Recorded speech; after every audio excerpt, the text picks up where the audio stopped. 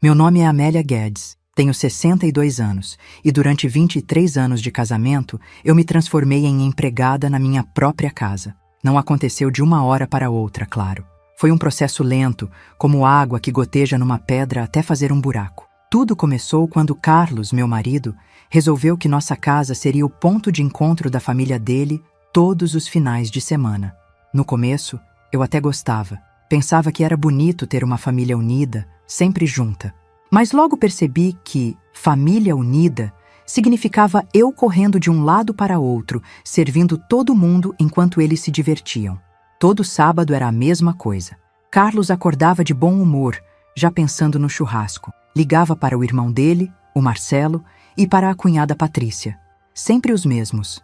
Marcelo e Patrícia com os 2 filhos adolescentes, a sogra Dona Eulália, e às vezes aparecia a irmã do Carlos, a Fernanda com o marido. 8, 9 pessoas toda semana na minha casa. E eu? Eu virava a Amélia faz tudo. Levantava cedo para ir ao supermercado, comprava tudo o que precisava, voltava para casa e começava a preparar as saladas, o vinagrete, o pão de alho. Carlos ficava na área de lazer mexendo na churrasqueira, se achando o rei da casa, enquanto os outros ficavam sentados bebendo cerveja e falando besteira. Mas antes de continuarmos com essa história, eu peço gentilmente que você se inscreva no canal, curta o vídeo e me diga de qual cidade você está me ouvindo. Me encantaria saber aonde está chegando as nossas histórias. A Patrícia era a pior de todas. Chegava com aquela pose de rainha e já começava a dar pitaco em tudo. Ai, Amélia, essa salada tá meio sem graça, né? Podia ter colocado mais tempero. Ou então, nossa, você não fez aquela farofa gostosa da semana passada? Que pena! E eu, boba, corria para fazer o que ela queria. Dona Eulália, minha sogra, era outro caso. Sentava na cadeira dela como se fosse um trono e ficava me dando ordens. Amélia, traz mais gelo. Amélia, essa cerveja tá quente. Amélia, cadê o guardanapo? Nunca um, por favor. Nunca um, obrigada. Era como se eu fosse mesmo empregada dela. O pior era ver Carlos rindo das piadinhas que faziam comigo. Quando Marcelo falava, a Amélia é que nem a Dercy Gonçalves, sempre correndo de um lado para outro. Todo mundo ria, inclusive meu próprio marido. Eu forçava um sorrisinho e continuava servindo. Os meninos da Patrícia, o Guilherme e o Rafael, também me tratavam mal. Adolescentes mal educados que deixavam o lixo espalhado, pediam refrigerante toda hora e nunca levantavam o prato quando terminavam de comer. Uma vez o Guilherme falou assim pra mim: Tia Amélia, você podia ser mais rápida, a gente tá com sede aqui. 16 anos e já falando comigo como se eu fosse capacho. Mas o que mais me doía era a frieza do Carlos. Quando estávamos sozinhos, ele até conversava comigo normalmente. Mas na frente da família dele, eu virava invisível. Ele nunca me defendia, nunca agradecia pelo trabalho que eu fazia. Pelo contrário, às vezes até reclamava na frente de todo mundo. Lembro de um domingo que marcou muito. Eu tinha feito uma sobremesa especial, um pavê de chocolate que demorei a tarde toda preparando. Quando servi, Dona Eulália experimentou e fez uma cara feia.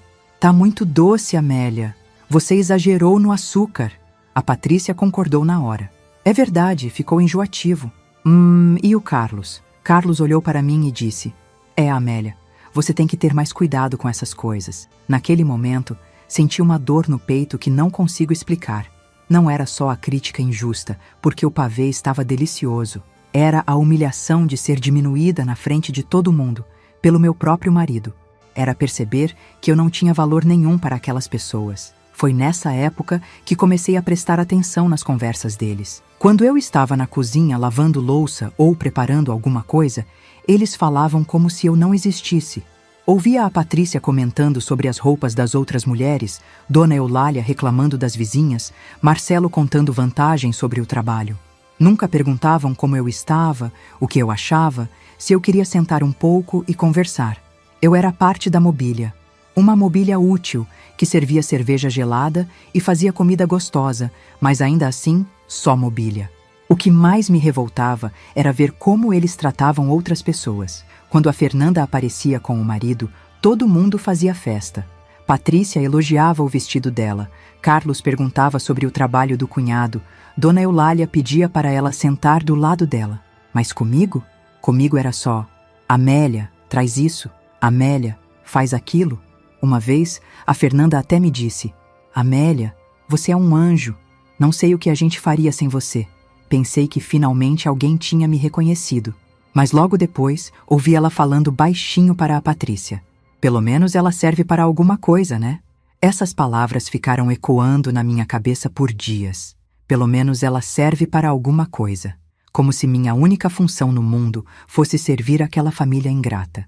Como se eu não tivesse sentimentos, sonhos, vontade de sentar numa cadeira confortável e ser tratada com carinho. Foi aí que resolvi tomar uma decisão que nunca tinha tomado em 23 anos de casamento. Ia viajar sozinha, sem avisar ninguém, sem pedir permissão para o Carlos. Minha irmã Glória sempre me convidava para passar uns dias na casa dela em Campos do Jordão. Eu sempre inventava desculpa, dizia que não podia deixar Carlos sozinho, que tinha muito trabalho em casa, mas desta vez seria diferente. Na quinta-feira da semana seguinte, depois de mais um final de semana humilhante, liguei para a Glória. Irmã, posso aparecer aí no sábado? Ela ficou surpresa, mas feliz. Claro que pode, Amélia. Estou te esperando. Na sexta-feira, arrumei uma mala pequena e deixei um bilhete para Carlos. Fui visitar a Glória. Volto na terça. Simples assim. Não pedi licença, não expliquei nada. Pela primeira vez em décadas, eu estava fazendo alguma coisa só para mim. Quando saí de casa naquele sábado de manhã, senti uma liberdade que há anos não sentia. Não precisava me preocupar em comprar carne para churrasco. Não precisaria ouvir as críticas da Patrícia. Não seria tratada como empregada por ninguém. Pelo menos não por 4 dias. No ônibus para Campos do Jordão, olhei pela janela e pensei em como minha vida tinha ficado pequena. Quando é que eu tinha parado de existir como pessoa? Quando é que tinha aceitado virar sombra na minha própria casa? Glória me recebeu com um carinho que eu já tinha esquecido que existia. Ela preparou um almoço gostoso. Sentamos na varanda da casa dela, tomando café e conversando sobre tudo. Ela me perguntou sobre meus sonhos, sobre o que eu queria fazer da vida. Fazia tanto tempo que ninguém demonstrava interesse em mim como pessoa. Durante aqueles 4 dias, eu era Amélia de novo. Não a Amélia que serve cerveja, que lava louça, que ouve desaforo calada. Era a Amélia que tinha opiniões, que ria, que sonhava. Caminhamos pela cidade, visitamos lojas, tomamos sorvete na praça. Coisas simples, mas que me fizeram lembrar de quem eu era antes de virar empregada da família do meu marido. Na segunda-feira, Glória me olhou nos olhos e disse: Amélia, você sabe que não precisa viver assim, né? Você merece muito mais do que isso. Eu sabia que ela estava certa, mas ainda não tinha coragem de encarar a realidade. Na terça-feira de manhã, peguei o ônibus de volta para casa. Durante a viagem, fiquei pensando em como seria diferente se minha própria família me tratasse com o carinho que Glória tinha me tratado. Se Carlos me perguntasse como foram meus dias, se demonstrasse interesse em mim como pessoa. Quando o ônibus entrou na minha cidade, senti o peito apertado. Voltaria para a mesma rotina, os mesmos desaforos, a mesma invisibilidade, mas pelo menos agora eu sabia que existia um mundo onde Amélia Guedes era tratada com respeito. Desci do ônibus determinada a conversar seriamente com Carlos. Ia colocar limites, ia exigir respeito. Não seria mais a empregada da família dele. Ia lutar pela minha dignidade. Peguei um táxi para casa, ansiosa para chegar e ter essa conversa difícil, mas necessária. Durante o percurso, ensaiei mentalmente o que ia falar. Seria firme, mas não agressiva. Seria clara sobre o que eu esperava da nossa relação. O táxi parou na frente da minha casa e eu desci com a mala na mão e o coração cheio de determinação. Caminhei até o portão, procurei a chave na bolsa e... o portão estava aberto. Que estranho. Carlos sempre trancava tudo quando saía. Entrei no quintal e logo percebi que alguma coisa estava muito errada. Aquela sensação de que alguma coisa estava errada se confirmou no momento em que coloquei o pé dentro de casa. O silêncio não era o silêncio normal de uma casa vazia. Era um silêncio pesado, estranho. E então notei, faltavam coisas. A televisão da sala não estava mais lá. O aparelho de som que Carlos tanto gostava também tinha sumido. Pensei que tivessem roubado a casa, mas não fazia sentido. Os ladrões não levam só algumas coisas e deixam outras. Os móveis estavam todos no lugar, mas alguns objetos pessoais tinham desaparecido. Subi correndo para o quarto. O armário do Carlos estava vazio. Todas as roupas dele tinham sumido. No banheiro, os produtos de barbear, o perfume, tudo que era dele não estava mais lá. Meu coração começou a bater mais rápido. Onde estava meu marido? Foi quando vi o envelope em cima da cama. Meu nome escrito com a letra do Carlos. Dentro, uma folha de papel com algumas linhas que mudaram minha vida para sempre. Amélia, quando você ler isto, eu já estarei longe. Vendi a casa e estou indo morar em Portugal. Conheci alguém que me faz feliz de verdade e decidi recomeçar minha vida. Você sempre foi uma boa esposa, mas nunca tivemos uma conexão real. Acho que no fundo você também sabe disso. O dinheiro da casa foi usado para eu me estabelecer na Europa. Não procure por mim. Carlos. Li aquele bilhete 3 vezes antes de conseguir entender o que estava acontecendo. 23 anos de casamento, terminados num pedaço de papel. Minha casa vendida sem eu saber.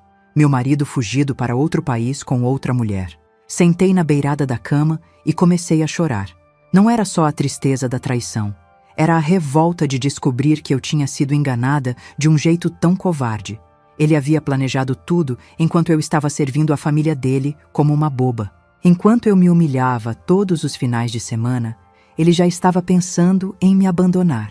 Fiquei ali chorando por não sei quanto tempo. Quando consegui me acalmar um pouco, comecei a procurar mais pistas pela casa. No escritório, a gaveta onde Carlos guardava os documentos importantes estava vazia.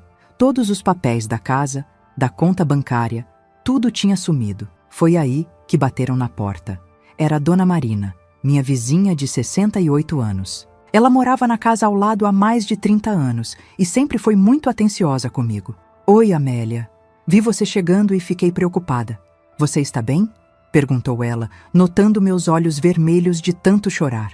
Dona Marina, onde está o Carlos? A senhora viu ele por aí? Ela fez uma cara de quem não sabia como me contar alguma coisa ruim. Ah, minha filha, ele saiu de casa na quinta-feira com várias malas. Disse que vocês tinham vendido a casa e que você já tinha ido na frente para Portugal. Portugal? Repeti, ainda em choque. Ele disse isso? Disse sim. Falou que vocês tinham decidido se mudar para a Europa e que você tinha ido primeiro para encontrar casa lá. Eu até estranhei você não ter se despedido, mas pensei que tinha sido correria mesmo. Mais uma mentira do Carlos. Ele havia inventado essa história para os vizinhos, para não levantar suspeitas. Que tipo de homem faz uma coisa dessas? Que tipo de pessoa planeja friamente destruir a vida de alguém?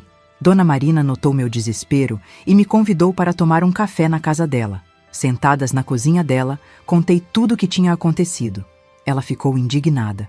Isso é um absurdo, Amélia. Como assim ele vendeu a casa sem você saber? Isso nem pode, você também é dona da casa.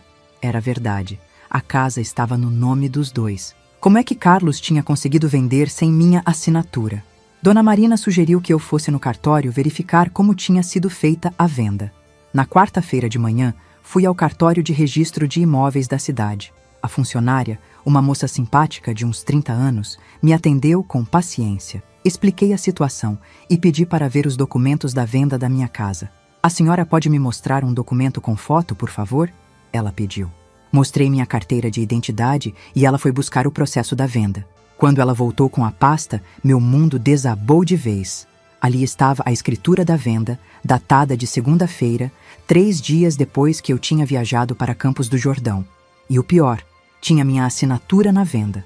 Uma assinatura que eu nunca tinha feito. Desculpe, mas tem alguma coisa errada aqui, falei para a funcionária. Esta assinatura não é minha. Eu não vendi essa casa. A moça olhou os documentos com mais atenção. A senhora tem certeza? Está vendo? Aqui tem sua identidade, seu CPF, tudo certinho. A venda foi feita na segunda-feira passada, às 14 horas. Mas eu não estava aqui na segunda-feira passada. Eu estava em Campos do Jordão, na casa da minha irmã. Tem como provar que eu estava lá.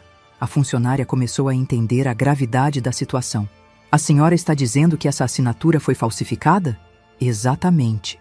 Meu marido forjou minha assinatura para vender nossa casa sem eu saber. Ela chamou o supervisor, um senhor de uns 50 anos que analisou tudo com cuidado. Realmente, isso é muito grave. Se houve falsificação de assinatura, isso é crime. A senhora precisa fazer um boletim de ocorrência e procurar um advogado. Saí do cartório com uma cópia de todos os documentos da venda. Minha cabeça estava girando. Carlos não tinha só me traído e me abandonado. Ele tinha cometido um crime contra mim. Havia falsificado minha assinatura para roubar minha própria casa. No caminho para a delegacia, liguei para a Glória e contei tudo. Ela ficou horrorizada. Amélia, que homem terrível. Vem para cá agora mesmo. Você não vai ficar sozinha enfrentando essa situação. Na delegacia, o delegado que me atendeu foi muito sério. Disse que falsificação de documento é crime grave e que Carlos poderia pegar vários anos de prisão se fosse encontrado. Fiz o boletim de ocorrência e ele disse que ia pedir para a Interpol localizar Carlos em Portugal. Mas delegado, e minha casa? Como é que eu recupero o que é meu? Isso aí é para resolver na Justiça Civil, senhora. A senhora precisa de um advogado bom para entrar com uma ação de nulidade da venda. Quando saí da delegacia, me senti completamente perdida. Em 4 dias, minha vida tinha virado de cabeça para baixo. Não tinha mais casa, não tinha mais marido. E ainda por cima descobria que tinha sido vítima de crime. Peguei um ônibus para a casa da Glória, pensando em como Carlos tinha sido capaz de planejar tudo isso com tanta frieza. Enquanto eu me matava de trabalhar servindo a família dele, ele já estava organizando minha destruição.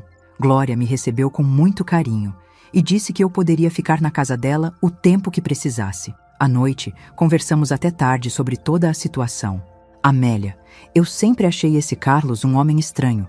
Lembra daquela vez que vocês vieram aqui para o Natal e ele mal conversou com a gente? Ficou o tempo todo no celular. Era verdade. Carlos sempre foi meio antissocial com minha família. Agora eu entendia por quê. Ele nunca me respeitou de verdade, então também não respeitava as pessoas que eu amava. E sabe de uma coisa? Continuou Glória. Eu nunca entendi por que você aceitava ser tratada daquele jeito pela família dele. Você sempre foi uma mulher inteligente, batalhadora. Não precisava se rebaixar para agradar ninguém. Ela estava certa. Durante todos aqueles anos, eu tinha abaixado a cabeça para manter a paz. Tinha aceitado ser humilhada para não criar problemas. E no final, de que adiantou? Carlos me traiu da pior forma possível mesmo assim. Na quinta-feira, fui a um escritório de advocacia que Glória tinha me indicado. A advogada, doutora Carmen Figueiredo, uma mulher de uns 45 anos, muito séria e competente, analisou todos os documentos. Dona Amélia, seu caso é bem claro. Houve falsificação de assinatura e venda fraudulenta. O problema é que o comprador pode ser considerado de boa-fé se ele não soubesse da fraude. Mas eu vou conseguir minha casa de volta? Vamos tentar. Mas mesmo que consigamos anular a venda, vai demorar. E o dinheiro que seu marido levou? Bem, isso vai ser mais difícil de recuperar. Ele está fora do país. Saí do escritório da advogada me sentindo um pouco mais esperançosa, mas ainda muito abalada. O processo ia demorar meses, talvez anos. Enquanto isso, eu não tinha onde morar, não tinha dinheiro, não tinha nada. Voltei para a casa da Glória pensando em como minha vida tinha mudado tão rápido. Uma semana atrás, eu era uma mulher casada com uma casa própria. Agora era uma mulher abandonada, sem teto, vítima de crime. Mas uma coisa tinha mudado dentro de mim também. A raiva que eu estava sentindo não era só tristeza de ter sido abandonada. Era revolta de ter sido enganada e roubada por alguém em quem eu confiava. E essa revolta estava me dando uma força que eu não sabia que tinha. Naquela noite, deitada na cama de hóspedes da casa da minha irmã, jurei para mim mesma que Carlos ia pagar por tudo que tinha feito. Não ia ser fácil, mas eu ia lutar. Não era mais a Amélia que servia cerveja calada. Era uma mulher que tinha acordado para a vida e não ia deixar ninguém mais passar por cima de mim. No dia seguinte, doutora Carmen me ligou com uma informação que mudou tudo. Ela tinha descoberto alguma coisa sobre Carlos em Portugal que eu nunca poderia imaginar. Eu peço gentilmente que você se inscreva no canal, curta o vídeo e me diga de qual cidade você está me ouvindo. Dessa forma, você me motiva a continuar contando mais relatos para você. A ligação da doutora Carmen chegou na sexta-feira de manhã, quando eu estava tomando café com Glória na cozinha. O telefone tocou e ela falou com uma empolgação que eu não esperava ouvir. Dona Amélia, preciso falar com a senhora urgente. Pode vir ao escritório hoje mesmo? Descobri uma coisa sobre seu marido que pode mudar toda a sua situação. Claro que fui correndo. Glória me levou de carro até o centro da cidade e ficou me esperando na recepção enquanto eu entrava na sala da doutora Carmen. Ela estava com vários papéis espalhados na mesa e uma expressão de quem tinha encontrado o ouro. Dona Amélia, sente-se. O que vou contar vai deixar a senhora surpresa. Ela organizou os papéis na frente dela. Recebi uma ligação muito interessante ontem à tarde, de uma advogada portuguesa, doutora Fernanda Matos, de Lisboa. Meu coração começou a bater mais forte. Que ligação seria essa? Acontece que seu marido tentou comprar um apartamento em Portugal. Um apartamento caro, na região nobre de Lisboa. Mas quando foi fazer a compra, o banco português pediu comprovação da origem do dinheiro, como é normal nesses casos. Doutora Carmen pegou uma folha e continuou. O Carlos apresentou os documentos da venda da casa de vocês aqui no Brasil. Só que o banco achou estranho um brasileiro conseguir vender uma propriedade tão rápido e transferir todo o dinheiro para Portugal sem deixar rastro de impostos ou processos burocráticos. E aí o banco pediu uma investigação mais profunda e descobriu que a venda tinha sido feita com documentação suspeita. Eles entraram em contato com as autoridades brasileiras e descobriram que você tinha feito boletim de ocorrência por falsificação. Fiquei boquiaberta. Nem eu sabia que essas investigações funcionavam tão rápido entre os países. O resultado é que o Carlos não conseguiu comprar o apartamento. Pior que isso, o banco bloqueou o dinheiro dele e comunicou às autoridades portuguesas sobre a origem criminosa dos recursos. Quer dizer que o dinheiro da minha casa está bloqueado em Portugal? Perguntei, sem acreditar no que estava ouvindo. Exato. E tem mais. A doutora Fernanda me ligou porque ela representa o banco português, mas ficou sensibilizada com seu caso. Ela quer te ajudar a recuperar o que é seu. Era difícil de acreditar que depois de tanta desgraça, finalmente alguma coisa estava dando certo. Mas doutora Carmen não tinha terminado de me contar as novidades. Dona Amélia, preciso perguntar uma coisa importante. A senhora tem certeza de que não mantém nenhuma conta conjunta com seu marido? Alguma conta antiga que talvez tenha esquecido? Pensei bem antes de responder. Carlos e eu tínhamos a conta corrente principal, onde recebíamos os salários e pagávamos as contas. Mas essa conta ele tinha esvaziado antes de fugir. Não me lembrava de nenhuma outra. Não, doutora. Só tínhamos uma conta, e essa ele levou todo o dinheiro. Tem certeza? Pense bem. Talvez uma conta poupança antiga? Algum investimento que vocês fizeram juntos há muito tempo? Aí me lembrei de uma coisa. Há uns 15 anos, Carlos tinha aberto uma conta poupança para guardarmos dinheiro para reformar a casa. Só que depois, acabamos usando o dinheiro para outras coisas e a conta ficou esquecida. Na época, ele disse que tinha fechado a conta, mas nunca me mostrou os papéis. Espera aí, tem uma conta poupança que abrimos há 15 anos, mas o Carlos disse que tinha fechado. Doutora Carmen se animou. Qual banco? Era no Banco do Nordeste, na agência do centro. Vamos lá agora mesmo verificar se essa conta ainda existe. Chamamos Glória e fomos os três para o banco. Eu estava nervosa, mas com uma esperança que não sentia há dias. Será que Carlos tinha esquecido de fechar aquela conta? Será que ainda existia algum dinheiro lá? Na agência, a gerente nos atendeu numa salinha reservada. Expliquei a situação e pedi para verificar se eu tinha alguma conta em meu nome naquele banco. Ela digitou meu CPF no computador e ficou alguns minutos olhando a tela. Dona Amélia, a senhora tem sim uma conta poupança aqui. Conta conjunta com Carlos Almeida Guedes. A conta está ativa. Quase caí da cadeira. Ativa? Com quanto de saldo? A gerente consultou novamente o sistema. A conta tem um saldo de R$ 42.378. A última movimentação foi um depósito de R$ 15.000, feito na semana passada. Não consegui falar nada. Doutora Carmen que tomou a frente. Esse depósito foi feito por qual titular da conta?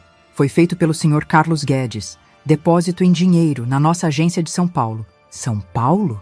Carlos tinha passado por São Paulo antes de viajar para Portugal?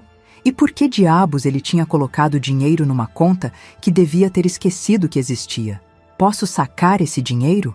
Perguntei para a gerente. Pode sim, dona Amélia. A conta é conjunta. Qualquer um dos titulares pode movimentar sozinho. Doutora Carmen me orientou a não sacar tudo naquele momento. Dona Amélia, vamos com calma. Primeiro preciso entrar em contato com a advogada portuguesa e contar essa novidade. Pode ser que essa conta seja a chave para recuperar todo o resto. Saímos do banco com a informação de que eu tinha mais de R$ 40.000 disponíveis. Era um alívio saber que não estava completamente sem dinheiro, mas ao mesmo tempo eu não entendia por que Carlos tinha depositado 15 mil reais numa conta que supostamente havia esquecido. Amélia, disse Glória no carro, que tipo de homem deposita dinheiro numa conta e esquece de avisar a própria esposa? Isso não faz sentido. Ela estava certa. Não fazia sentido mesmo. A não ser que Carlos não tivesse esquecido da conta. A não ser que ele estivesse usando aquela conta para alguma coisa que eu não sabia. Na segunda-feira, a doutora Carmen me ligou cedinho. Dona Amélia, falei com a doutora Fernanda em Portugal. Ela ficou muito interessada na história da conta poupança. Quer fazer uma videoconferência com a gente hoje à tarde. Às 3 horas da tarde, eu estava no escritório da doutora Carmen, conectada por vídeo com Lisboa. Doutora Fernanda era uma mulher de uns 50 anos, muito elegante e simpática. Ela falava português com sotaque português, mas dava para entender tudo perfeitamente. Dona Amélia, lamento muito pela situação que a senhora está passando. Infelizmente, casos como o seu são mais comuns do que se imagina. Ela explicou que Carlos estava em Lisboa há 2 semanas, tentando comprar o apartamento e também tentando abrir contas em bancos portugueses. Mas estava encontrando dificuldades porque o dinheiro dele estava sob investigação. O que mais me chamou a atenção, disse doutora Fernanda, é que o senhor Carlos tentou abrir uma conta informando que tinha outros recursos no Brasil. Uma conta poupança com mais de 40 mil reais. Aí tudo começou a fazer sentido. Carlos sabia perfeitamente que a conta existia. O depósito de 15 mil reais não tinha sido esquecimento. Ele estava guardando o dinheiro lá para usar depois que conseguisse resolver a situação em Portugal. Doutora Fernanda, isso quer dizer que meu marido estava planejando voltar ao Brasil para pegar mais dinheiro? Provavelmente. E tem mais uma coisa, dona Amélia. Descobrimos que o senhor Carlos contraiu algumas dívidas aqui em Portugal. Dívidas grandes. Meu sangue gelou. Dívidas? Com quem?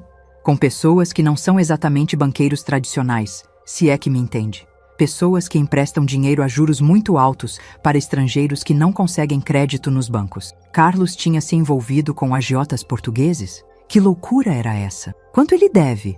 Perguntei, com medo da resposta. Pelos nossos cálculos, cerca de 60 mil euros. Isso dá uns 350 mil reais.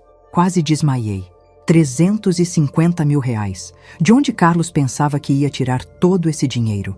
Doutora Fernanda continuou. Dona Amélia, acredito que seu marido mentiu para essas pessoas sobre sua situação financeira no Brasil. Provavelmente disse que tinha muito mais dinheiro do que realmente tem. E agora? O que vai acontecer com ele? Bem, ele está numa situação muito complicada. Não consegue comprar o apartamento porque o dinheiro está bloqueado. Não consegue abrir conta no banco porque está sendo investigado. E deve 350 mil reais para pessoas que não costumam ter paciência com devedores. A ironia da situação me atingiu como um soco. Carlos tinha me abandonado pensando que ia viver como rei em Portugal e agora estava atolado em dívidas com agiotas estrangeiros. Doutora Carmen fez a pergunta que eu estava pensando. Doutora Fernanda, qual é a chance da dona Amélia conseguir recuperar o dinheiro da venda da casa? Boa pergunta. Com a conta poupança que vocês descobriram, as coisas ficam mais interessantes. Se vocês conseguirem provar que o Sr. Carlos está usando recursos brasileiros para fugir de dívidas portuguesas, a justiça dos 2 países pode trabalhar junto para recuperar o dinheiro. Como assim? Perguntei. A conta poupança mostra que ele mantém vínculos financeiros com o Brasil. Se vocês bloquearem essa conta e informarem as autoridades portuguesas, ele fica completamente sem recursos aqui. Aí ele vai ter que negociar. Doutora Carmen se empolgou. Ou seja, podemos usar a conta poupança como moeda de troca. Exatamente. Dona Amélia, a senhora tem uma arma poderosa nas mãos. Seu marido precisa dessa conta para sobreviver em Portugal. Se ela estiver bloqueada, ele vai ter que aceitar devolver o dinheiro da casa. Quando desligamos a videoconferência, fiquei alguns minutos em silêncio, processando tudo o que tinha ouvido. Carlos não era só um traidor. Era um mentiroso que tinha se metido numa enrascada enorme em Portugal e estava contando com meu dinheiro para se salvar. Dona Amélia, disse doutora Carmen, vamos começar a virar esse jogo. Seu marido achou que ia te deixar na miséria e viver bem em Portugal, mas parece que quem está na miséria é ele. Pela primeira vez desde que descobri a traição, senti que talvez houvesse justiça no mundo. Carlos ia aprender que não podia destruir minha vida impunemente. E o melhor, ele ia aprender isso da pior forma possível. Saí do escritório da advogada com uma sensação estranha no peito. Não era só alívio por saber que tinha como me defender. Era uma certeza fria de que Carlos tinha cavado a própria cova em Portugal. Agora era minha vez de tomar as decisões. Na terça-feira de manhã, eu e doutora Carmen estávamos de volta ao Banco do Nordeste. Dessa vez, não era para descobrir informações, era para agir. A gerente da agência, Dona Sônia, nos recebeu na mesma salinha de antes e eu expliquei o que precisava fazer. Dona Sônia, quero bloquear qualquer movimentação nesta conta que não seja feita por mim pessoalmente, aqui nesta agência. Meu marido não pode mais mexer neste dinheiro. Ela explicou que, por ser conta conjunta, Carlos tecnicamente tinha direito de movimentar o dinheiro, mas doutora Carmen tinha se preparado para isso. Dona Sônia, a situação é a seguinte. Temos um boletim de ocorrência por falsificação de documento e uma investigação internacional em andamento. Esta conta pode conter recursos de origem criminosa. A gerente ficou séria. Neste caso, vou conversar com nossa assessoria jurídica. Podemos fazer um bloqueio temporário até que a situação seja esclarecida. 1 hora depois, a conta estava bloqueada. Carlos não conseguiria tirar nenhum real dali sem uma ordem judicial. Agora era a hora da segunda parte do plano. Doutora Carmen ligou para a doutora Fernanda em Portugal e informou que a conta havia sido bloqueada. A resposta dela foi imediata. Perfeito. Agora vamos ver quanto tempo ele demora para entrar em desespero. Não demorou muito. Na quinta-feira, 2 dias depois do bloqueio, doutora Fernanda ligou com novidades. Dona Amélia, seu marido apareceu no banco aqui em Lisboa perguntando sobre a situação do dinheiro bloqueado. Quando soube que vocês tinham descoberto a conta no Brasil e que ela estava bloqueada, ficou desesperado. O que ele disse? Disse que precisava urgente falar com a senhora, que tinha sido um mal-entendido, que queria resolver tudo de forma amigável. Ri sem humor. Mal-entendido? 23 anos de casamento, casa vendida às escondidas, assinatura falsificada, fuga para outro país. Que tipo de mal-entendido era esse? Doutora Fernanda, ele está em algum tipo de perigo? Bem, as pessoas para quem ele deve dinheiro começaram a cobrar. Ontem, ele foi procurado no hotel onde está hospedado. Tivemos que orientá-lo a mudar de endereço. A situação estava ficando séria. Por mais que eu estivesse com raiva do Carlos, não queria que nada de realmente grave acontecesse com ele. O que a senhora acha que eu devo fazer? Dona Amélia, a senhora tem todo o poder nessa situação. Ele precisa do dinheiro da conta poupança para sobreviver aqui e para pagar pelo menos parte das dívidas. Se não pagar, vai ter que voltar para o Brasil muito rapidamente. Doutora Carmen entrou na conversa. Doutora Fernanda, qual seria uma proposta justa para resolver isso? Olha, pelos meus cálculos, o valor da casa da Dona Amélia foi de R$180 mil. Com juros e correção pela dor de cabeça que ele causou, seria justo ele devolver R$220 mil e os 40 mil da poupança. A Dona Amélia pode ficar com eles como compensação pelos danos morais. No final, ela receberia R$260 mil, mais do que tinha antes. Parecia justo. Mais que justo, na verdade. Carlos tinha tentado me roubar e agora ia ter que me pagar mais do que devia.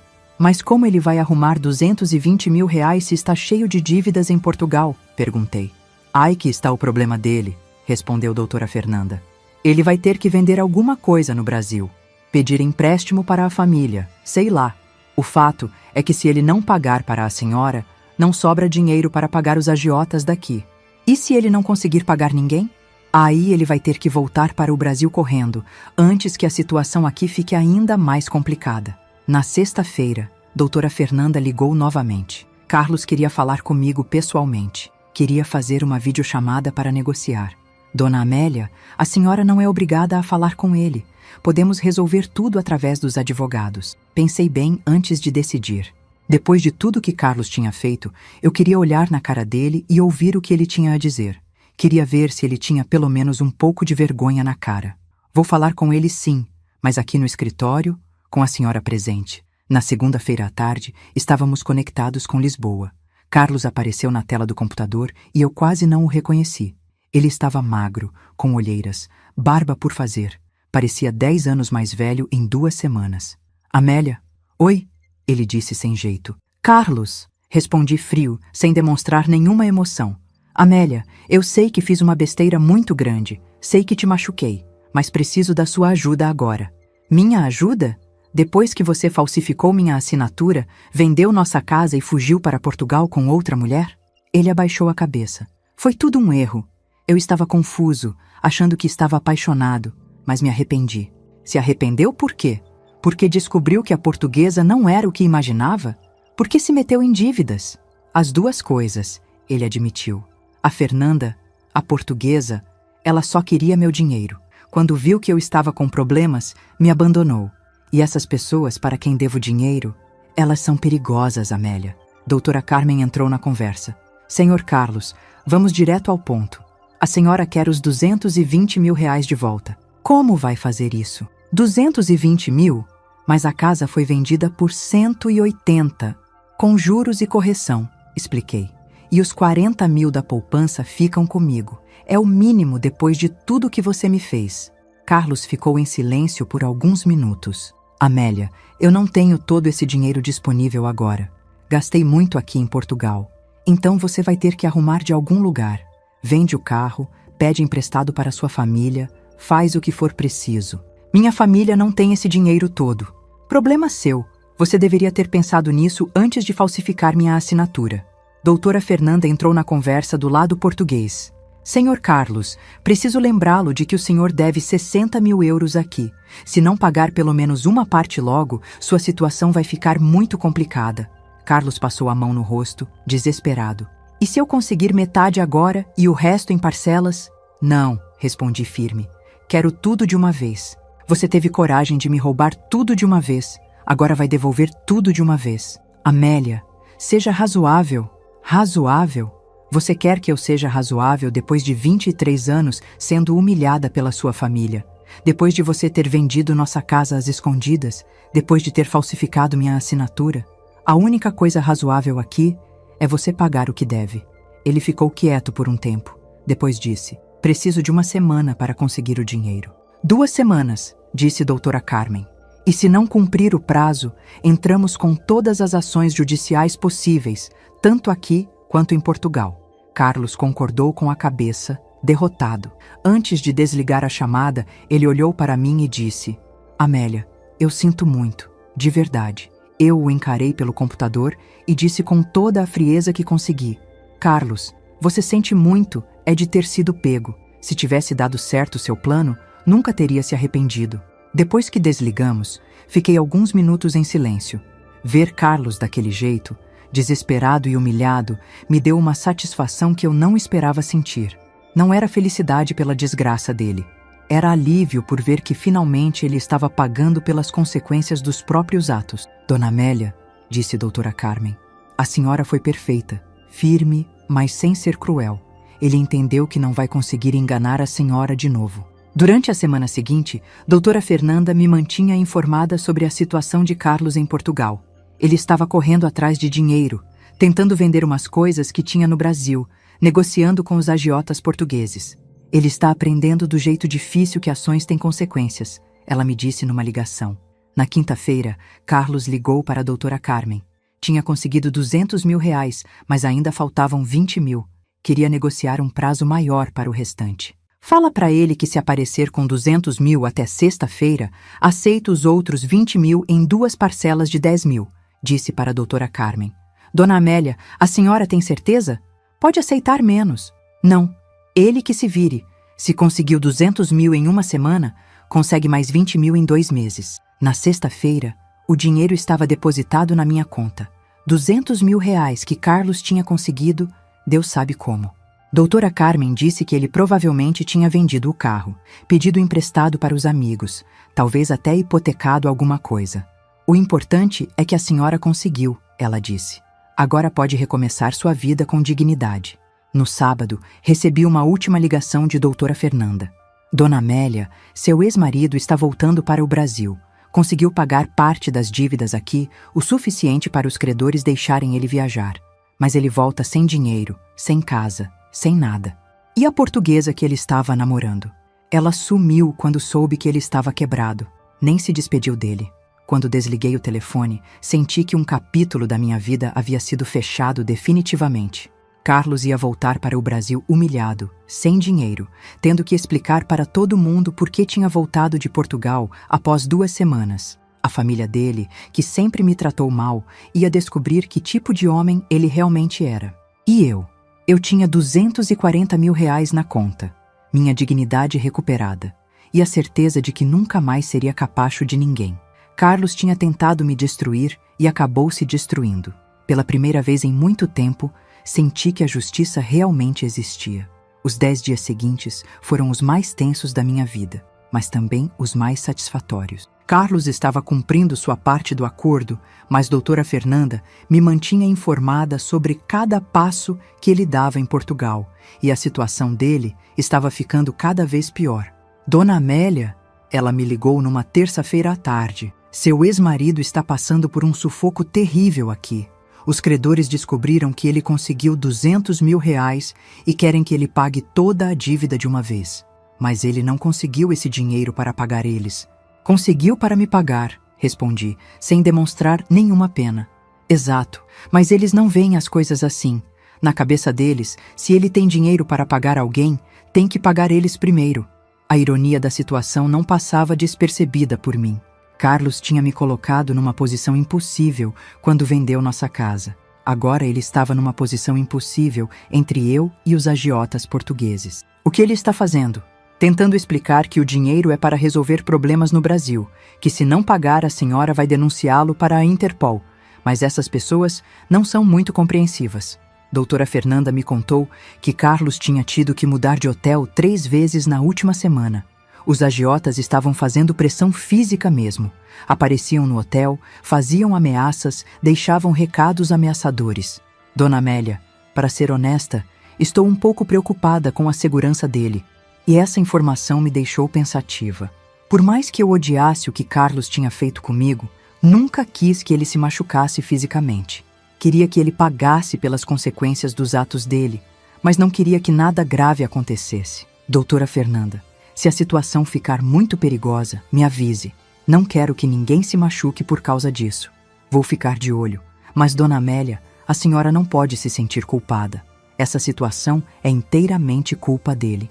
Na quinta-feira, recebi uma ligação que não esperava. Era Carlos, ligando diretamente do telefone do hotel em Lisboa. Sua voz estava desesperada. Amélia, por favor, preciso falar com você. Carlos, qualquer coisa que você tenha para falar é através da doutora Carmen. Amélia, eles estão atrás de mim. Essas pessoas, elas não estão brincando. Fiquei em silêncio por alguns segundos. E o que isso tem a ver comigo? Eu sei que você está com raiva e tem todo o direito. Mas se alguma coisa acontecer comigo, você não vai receber os 20 mil que ainda faltam.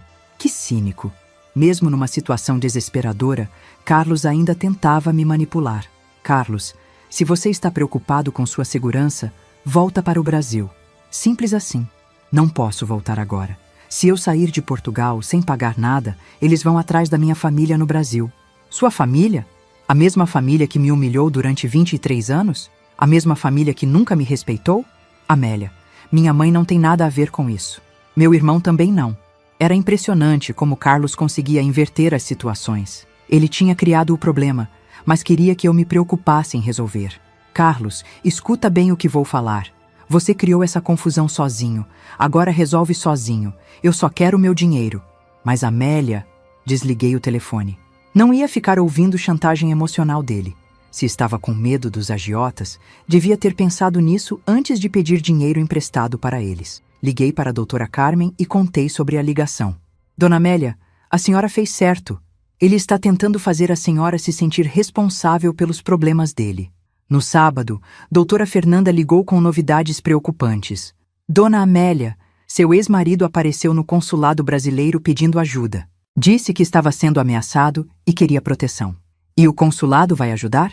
O consulado pode ajudar a organizar a volta dele para o Brasil, mas não pode protegê-lo dos credores, até porque ele se meteu nessa situação sozinho. Na segunda-feira, Carlos ligou de novo. Dessa vez estava chorando ao telefone. Amélia, eles me deram 24 horas para pagar pelo menos metade da dívida. Se eu não pagar, vão fazer alguma coisa comigo. E você vai pagar? Com que dinheiro? Todo o dinheiro que consegui juntar foi para pagar você. Pela primeira vez, senti uma pitada de pena dele. Mas logo me lembrei de como ele tinha me tratado, de como tinha planejado friamente me deixar na miséria. Carlos, você tem duas opções. Ou arranja dinheiro de algum lugar para pagar eles, ou pega um avião e volta para o Brasil hoje mesmo. Se eu voltar agora, todo mundo vai saber que deu errado. Vai saber que fui um idiota. Todo mundo já sabe, Carlos. Você acha que conseguiu esconder alguma coisa? A família toda já sabe que você falsificou minha assinatura e vendeu a casa para fugir com uma portuguesa. Ele ficou quieto.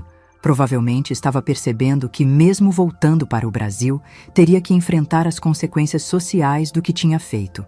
Amélia, me dá mais uma semana. Vou tentar negociar com eles. Não. Você tem até quarta-feira para depositar os 20 mil que faltam. Se não depositar, cancelo o acordo e você fica devendo os 220 mil completos para mim. Isso não é justo.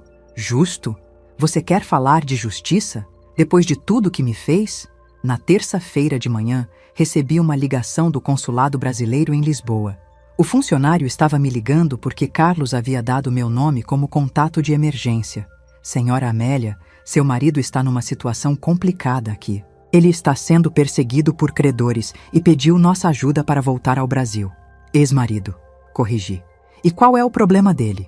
O funcionário explicou que Carlos não tinha dinheiro nem para a passagem de volta. Todo o dinheiro que tinha conseguido, ele já havia me transferido. Senhora, a família dele no Brasil pode ajudar com a passagem? Eu não tenho nada a ver com a família dele. Se querem ajudar, que ajudem. Mas comigo ele não pode contar. Entendo. É que ele disse que a senhora poderia... Pode esquecer. Ele que se vire sozinho. Desliguei o telefone pensando em como Carlos ainda tentava me usar, mesmo depois de tudo. Queria que eu pagasse a passagem dele de volta. Que cara de pau. Na quarta-feira à tarde, Carlos depositou os 20 mil reais que faltavam. Doutora Carmen me ligou confirmando que o dinheiro tinha caído na minha conta. Dona Amélia, agora oficialmente a senhora recuperou tudo e ainda ganhou 60 mil a mais. Carlos cumpriu o acordo. Uma hora depois, doutora Fernanda ligou de Lisboa. Dona Amélia, seu ex-marido está no aeroporto. Conseguiu uma passagem para o Brasil para hoje à noite. Como ele conseguiu dinheiro para a passagem? A família dele mandou o dinheiro. Parece que a mãe e o irmão se cotizaram para tirar ele daí. Então Dona Eulália e Marcelo tiveram que tirar dinheiro do próprio bolso para salvar Carlos. A mesma Dona Eulália que me tratava como empregada. O mesmo Marcelo que fazia piadinhas da minha cara. E os agiotas? Ele conseguiu pagar alguma coisa? Pagou uma parte mínima, só para conseguir ir embora sem ser machucado. Mas ainda deve muito dinheiro aqui. Quer dizer que ele não pode voltar para Portugal? Não por muito tempo. Se voltar, vai ter que pagar o resto da dívida. Na quinta-feira de manhã, Carlos estava de volta ao Brasil. Soube disso porque Dona Marina, minha vizinha, me ligou. Ela tinha visto Carlos chegando de táxi na casa da mãe dele, com 2 malas pequenas e a cara no chão. Amélia, o homem estava irreconhecível. Magro, abatido, parecia um cachorro sem dono. Era estranho imaginar Carlos daquele jeito. Durante todos os anos que fomos casados, ele sempre foi vaidoso, sempre se achava o máximo. Agora estava voltando para a casa da mãe aos 58 anos, sem dinheiro, sem dignidade. Dona Marina, ele perguntou por mim, nem olhou para o lado da nossa casa. Entrou na casa da Dona Eulália de cabeça baixa e não saiu mais. Durante os dias seguintes, fiquei sabendo pelos vizinhos como estava a situação de Carlos. Dona Eulália estava furiosa com ele. Tinha gastado suas economias para pagar a passagem de volta. E agora tinha que sustentá-lo porque ele estava sem emprego e sem dinheiro. Patrícia, a cunhada que sempre me criticava, estava espalhando para todo mundo que Carlos era um irresponsável que tinha destruído um casamento bom para correr atrás de aventura. Marcelo estava evitando falar com o irmão, com vergonha da situação. A história toda havia vazado na família e no círculo social deles. Todo mundo sabia que Carlos tinha falsificado minha assinatura, vendido a casa às escondidas e fugido para Portugal com uma mulher que conheceu pela internet. Todo mundo sabia que tinha sido obrigado a voltar porque se meteu com agiotas e quase se deu mal. Mas o que mais me satisfazia era saber que a família dele, que sempre me desprezou, agora estava pagando o preço pela irresponsabilidade de Carlos. Dona Eulália tinha que sustentar o filho adulto.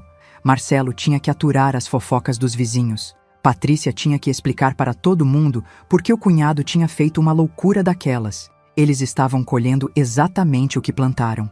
Durante anos, trataram nossa família como se Carlos fosse um rei e eu fosse uma serva. Agora, estavam descobrindo que tipo de homem Carlos realmente era.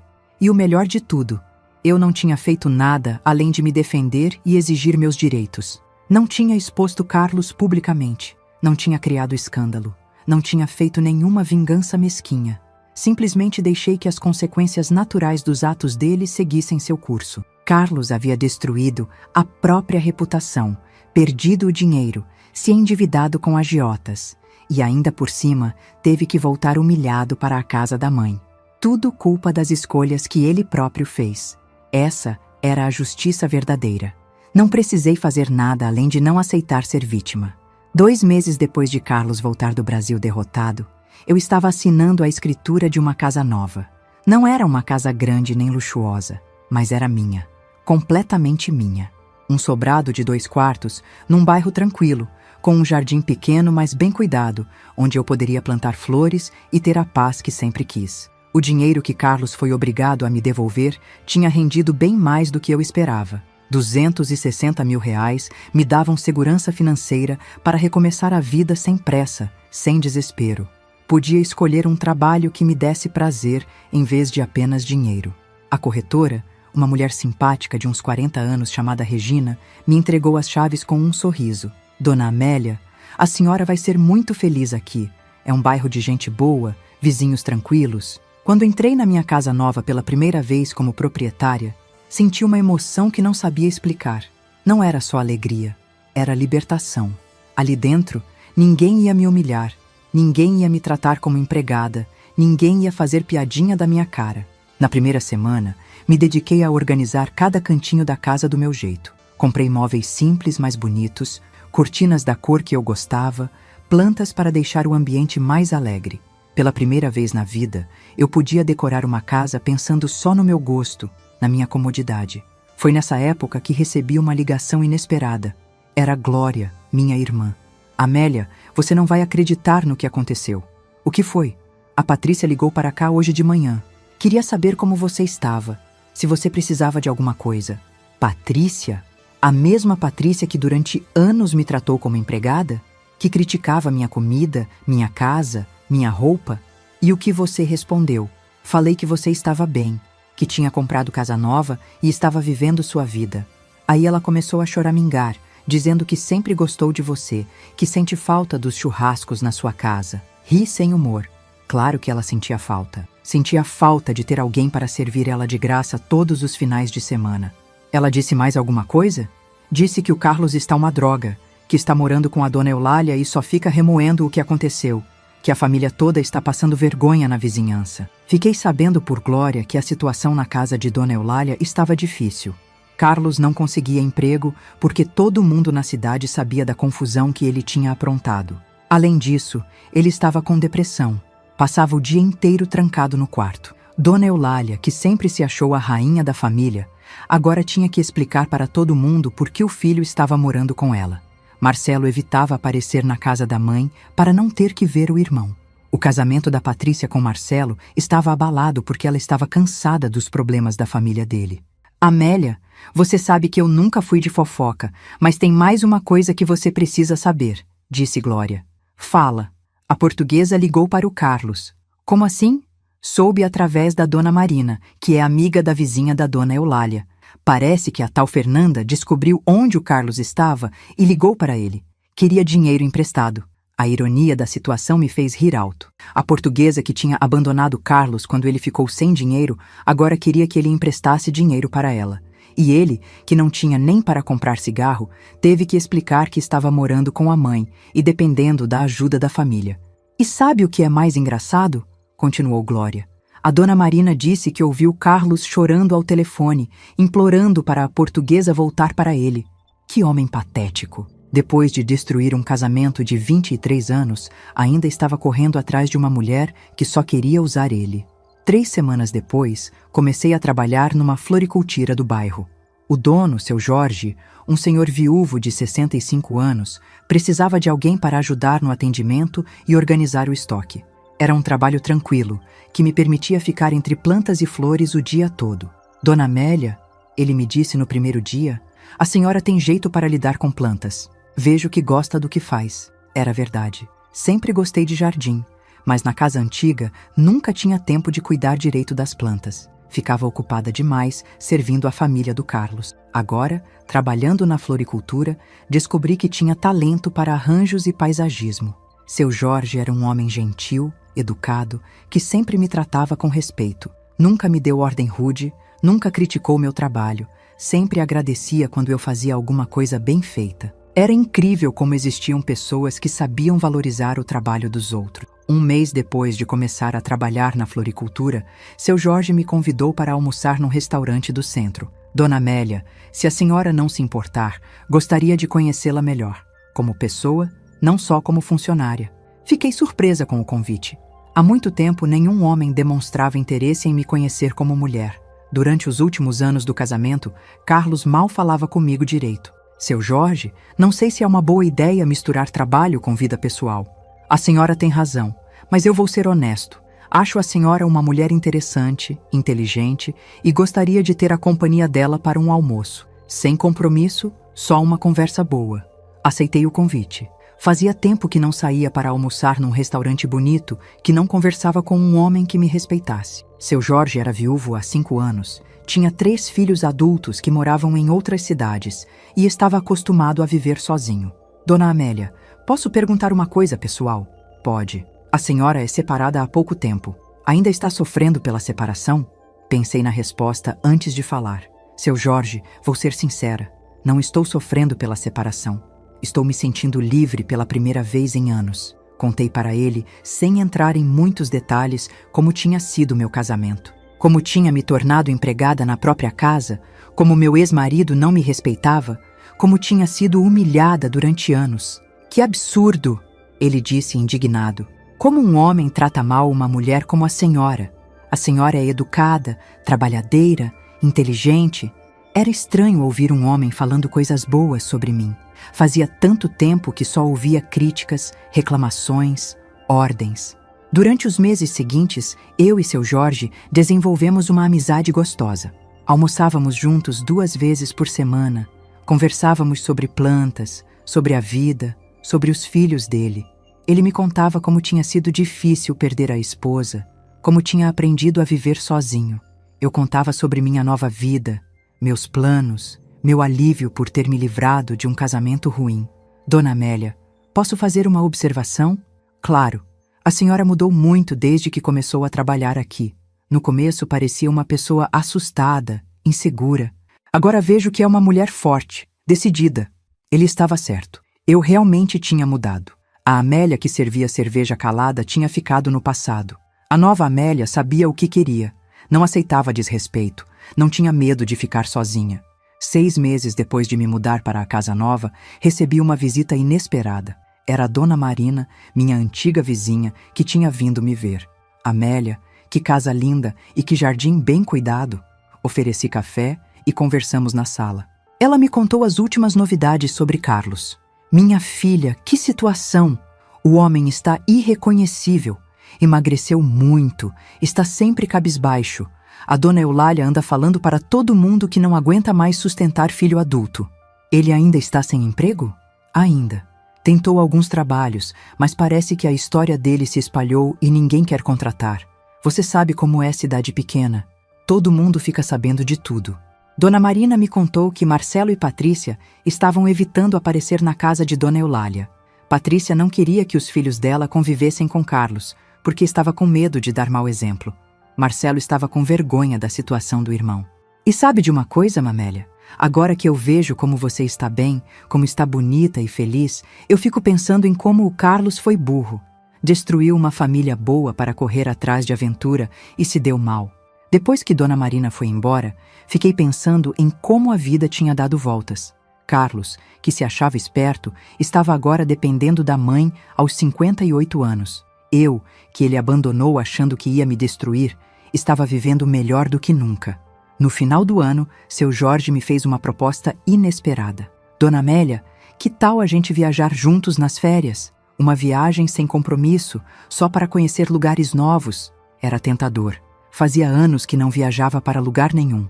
Durante o casamento, Carlos nunca quis gastar dinheiro com viagens que não fossem para visitar a família dele. Para onde? Pensei em Gramado. Lugar bonito, romântico, bom para relaxar. Aceitei a proposta. Passamos uma semana em Gramado, conhecendo a cidade, comendo bem, conversando sobre a vida. Seu Jorge era um companheiro agradável, respeitoso, que sabia valorizar os momentos simples. Amélia, ele me disse numa tarde enquanto tomávamos chocolate quente numa confeitaria. Posso falar uma coisa? Pode. Estou me apaixonando pela senhora. Sei que ainda é cedo, sei que a senhora está reconstruindo a vida, mas queria que soubesse dos meus sentimentos. Olhei para aquele homem gentil, que me tratava com carinho e respeito, e percebi que também estava sentindo algo por ele. Não era a paixão louca da juventude, era algo mais maduro, mais sólido. Era a possibilidade de um companheirismo verdadeiro. Seu Jorge, também estou sentindo alguma coisa, mas preciso de tempo ainda. Preciso ter certeza de que estou pronta para um relacionamento novo. Não tenho pressa, Amélia. Podemos ir devagar, sem pressão. Voltamos da viagem mais próximos, mas sem pressa de definir nada. Eu estava aprendendo que não precisava ter pressa para nada. Podia curtir cada momento, cada descoberta, cada conquista. 1 ano depois da minha separação, encontrei Carlos na rua por acaso. Eu estava voltando do supermercado quando o vi caminhando na calçada. Ele estava irreconhecível. Magro, cabelo grisalho, roupas velhas. Parecia ter envelhecido 10 anos. Quando me viu, parou e ficou olhando sem jeito. Pensei em atravessar a rua para evitar encontrar com ele, mas decidi enfrentar a situação. Oi, Carlos. Oi, Amélia. Você está bem. Estou ótima, obrigada. Ficamos alguns segundos em silêncio constrangedor. Ele olhava para mim como se estivesse vendo um fantasma. Amélia, eu gostaria de conversar com você, para pedir desculpas de verdade. Carlos, não precisa. Está tudo resolvido entre a gente. Mas eu preciso que você saiba que me arrependi, que reconheço que fui um idiota. Olhei para aquele homem derrotado e não senti raiva nenhuma. Não senti pena também. Senti apenas indiferença. Carlos, você fez suas escolhas. Eu fiz as minhas. Cada um colheu o que plantou. Deixei ele ali na calçada e continuei meu caminho. Não tinha mais nada para falar com ele. Não tinha mais nenhum sentimento em relação a ele. Carlos tinha se tornado apenas uma pessoa que fez parte do meu passado. Hoje, 2 anos depois de tudo o que aconteceu, estou noiva de seu Jorge. Vamos nos casar no próximo mês, numa cerimônia simples na igreja do bairro. Será meu 2º casamento, mas será o primeiro casamento de verdade. Com um homem que me respeita, que me valoriza, que quer construir alguma coisa comigo. Carlos ainda mora com Dona Eulália. Conseguiu um emprego de segurança noturno num depósito, ganha pouco, não tem perspectiva de crescer. A família dele raramente o visita. Ele se tornou o que sempre teve medo de ser. Um homem fracassado, dependente, sem futuro. Eu me tornei o que nunca imaginei que podia ser. Uma mulher livre, independente, respeitada, amada. Descobri que era possível recomeçar aos 62 anos. Descobri que nunca é tarde para recuperar a dignidade. Às vezes, quando estou no meu jardim regando as flores ou preparando o jantar para Jorge, penso em como a vida dá voltas. Carlos tentou me destruir e acabou se destruindo. Eu, que ele achava que ia ficar na miséria, encontrei a felicidade que procurava há anos. A diferença é que eu não precisei destruir ninguém para ser feliz. Só precisei parar de aceitar ser destruída. A melhor vingança contra quem nos humilha é viver bem, com dignidade. É mostrar que somos mais fortes do que pensavam. E é isso que faço todos os dias. Vivo bem, com a cabeça erguida, sabendo que conquistei minha liberdade com honra. Carlos pagou o preço pelas escolhas dele. Eu recebo o prêmio pelas minhas. Muito obrigado de coração por você me ouvir até aqui. Quero te convidar a fazer parte da nossa família e acompanhar as próximas histórias. Inscreva-se no canal, curta o vídeo e me diga de qual cidade você está me ouvindo. Transparência sobre o conteúdo. Os vídeos apresentam narrativas 100% fictícias, criadas somente para fins de entretenimento, reflexão moral e educacional, com o objetivo de transmitir lições de vida, valores humanos e familiares. Trata-se de uma produção original da equipe humanizada. Todos os nomes, personagens, lugares, eventos e conflitos são fictícios, e qualquer semelhança com pessoas ou fatos reais é mera coincidência. O material visual consiste em dramatizações ilustrativas. Este conteúdo não constitui aconselhamento jurídico, financeiro, psicológico ou profissional. As ações mostradas fazem parte apenas da narrativa. Recursos de inteligência artificial são utilizados somente como apoio na criação de elementos visuais e sonoros. Todo o processo criativo é feito manualmente.